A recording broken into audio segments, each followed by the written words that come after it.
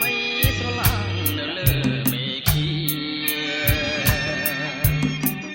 កាយរំអងរះចោលចន្ទ្រាខ្លះចិនខ្លះឆ្ងាយច្រើនអិនពន្ធនាមើលចុះមាបងអាយស្រីនៅចំពីមុខបងនេះណាស្ងួនគឺផ្កាយកូនមន់ណាចរណៃ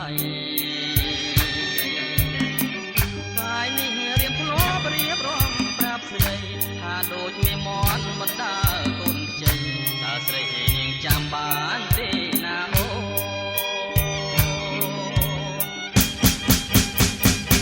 អែនេះ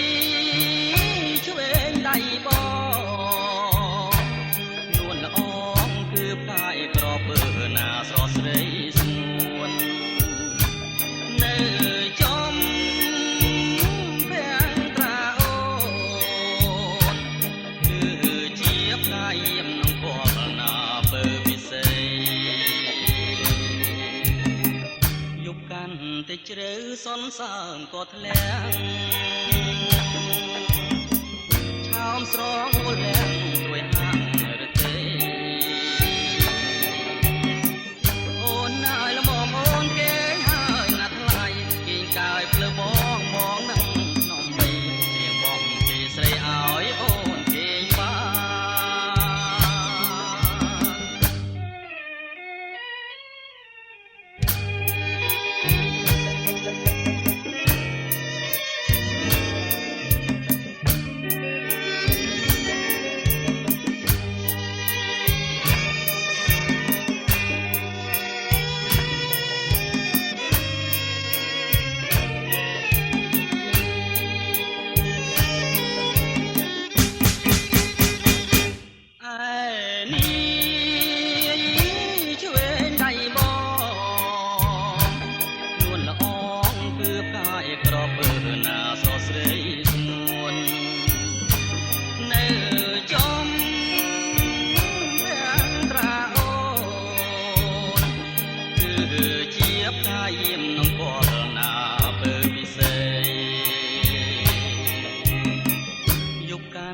ជ្រៅសនសើមក៏ធ្លាក់